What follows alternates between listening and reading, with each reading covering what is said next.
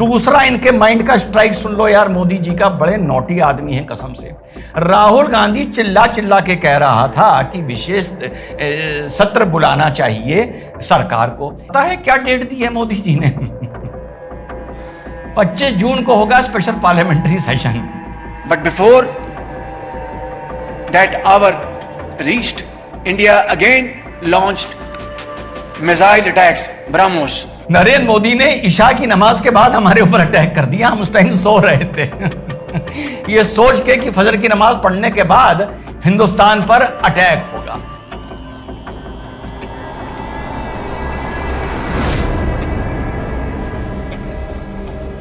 Hello नमस्कार, सत श्री अकाल, अस्सलाम वालेकुम। कैसे हैं जनाब? आज का थंबनेल है कांग्रेस पे चौतरफा सर्जिकल स्ट्राइक। सारे सर्जिकल स्ट्राइक बताते जाऊंगा, गिनते जाना। ठीक, एक तो भैया सर्जिकल स्ट्राइक मोदी जी की नॉटेनेस ने, मिस्चीवियस नेचर ने इनके ऊपर कर दिया। दूसरा मोदी जी के वादे ने इनके ऊपर कर दिया। तीसरा सलमान खुर्शीद ने इनके ऊपर कर दिया। और चौथा और कोई नहीं, शहबाज शरीफ ने अजरबैजान में बैठकर कांग्रेस के ऊपर और विपक्ष के ऊपर सर्जिकल स्ट्राइक कर दिया। तो एक तरफ से चलते हैं तो मोदी जी 2 दिन के बिहार के दौरे पर गए हुए हैं। बिहार का दौरा इससे पहले भी हुआ था जो बड़ा कंट्रोवर्शियल हो गया था।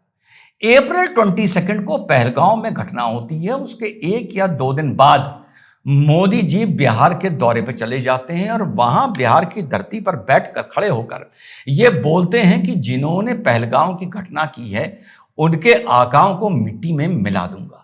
तो इस बात को लेके बड़ा हल्ला मचता है कि मोदी जी को पहलगांव की घटना से कोई मतलब नहीं है, वो बिहार में जाकर राजनीति कर रहे हैं। अब 2 दिवसीय दौरे पर मोदी जी फिर से बिहार पहुंचे हैं। पूरा बिहार मानो उनको देखने, उनको सुनने के लिए वहां पे उमड़ पड़ा है।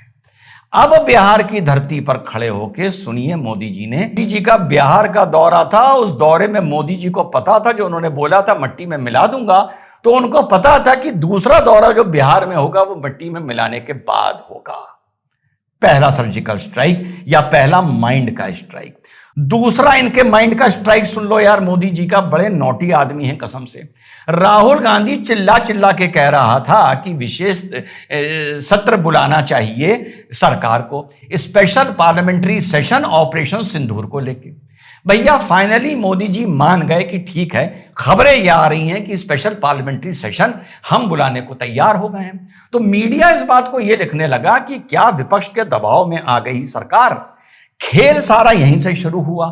जैसे ही उन्होंने बताई तारीख के इस दिन स्पेशल पार्लियामेंट्री सेशन होगा ऑपरेशन सिंदूर पर, जो रिपोर्ट्स आ रही हैं, एकदम से कांग्रेस पार्टी कूद पड़ी बिल्कुल पॉपकॉर्न की तरह कि यह क्या बात होती है, आप चीटिंग कर रहे हो।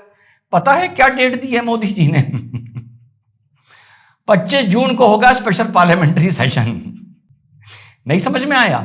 25 जून 50वीं सालगिरह है जब इमरजेंसी लगाई थी इंदिरा गांधी ने। कांग्रेस पार्टी कह रही है साले बड़े कमीने हो। अब जब स्पेशल पार्लियामेंट्री सेशन होगा उसमें हर वक्ता शुरू के 5 मिनट कम से कम इमरजेंसी की बात करेगा।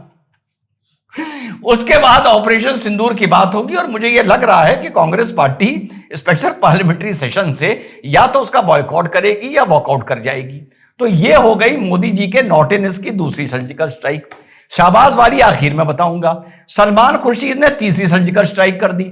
उन्होंने विदेश की धरती पर खड़े होकर बोल दिया कि 370 सही हटाया गया। 370 जब तक था कश्मीर की जनता अपने को देश से अलग मानती थी, अलगाववाद की तरफ उसका झुकाव हो गया था। यह हो गई तीसरी सर्जिकल स्ट्राइक। चौथी सर्जिकल स्ट्राइक शहबाज शरीफ ने कर दी अजरबैजान की धरती पर खड़े होकर। सुनो वहां पर खड़े होकर उसने क्या बोला।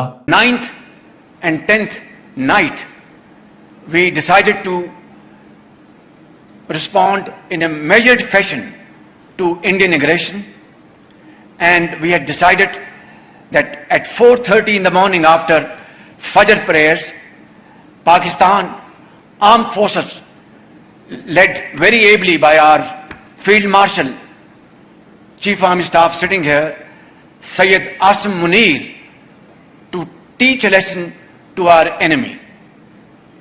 But before that hour reached, India again launched missile attacks, BrahMos, and hit Pakistan's various provinces, including airport in Rawalpindi and other places. सुना?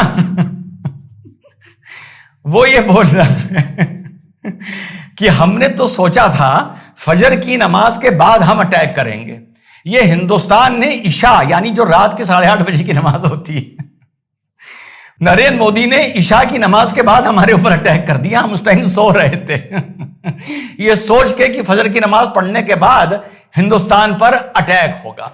तो 4 स्ट्राइक हुए हैं विपक्ष के ऊपर, और विपक्ष का लाडना संजय राउत कह रहा है कि ऑपरेशन सिंदूर तो फेल हो गया, ये तो फौज का मैटर है जो हम लोग चुप बैठे हैं। और फिर ये आरोप लगाते हैं कि नरेंद्र मोदी जी ऑपरेशन सिंदूर को लेकर राजनीति कर रहे हैं। अरे नरेंद्र मोदी जी का ऑपरेशन सिंदूर अगर फेल हुआ होता तो तुम भी तो राजनीति कर रहे होते ना उस पर। तुम तो इतने बेशरम हो, तुम अब भी कर रहे हो जब दुनिया लोहा मान रही है और शहबाज शरीफ लोहा मान रहा है, out of all the people, तो तुम तो अब भी कर रहे हो। तो कामयाबी पे यार नरेंद्र मोदी जी क्यों नहीं करेंगे? 71 के बाद तुम्ही ने तो इंदिरा जी को दुर्गा का नाम दिया था ना, तो फिर मोदी जी तो कुछ नहीं कर रहे हैं, तो बहुत कुछ कर देना चाहिए अपने लिए और भाजपाइयों को और जो मोदी जी के इस देश में सपोर्टर हैं। तो अगर ये ऑपरेशन कामयाब हुआ है तो मोदी जी उस पर राजनीति करेंगे, अगर नाकामयाब होता तो तुम उस पर राजनीति करते।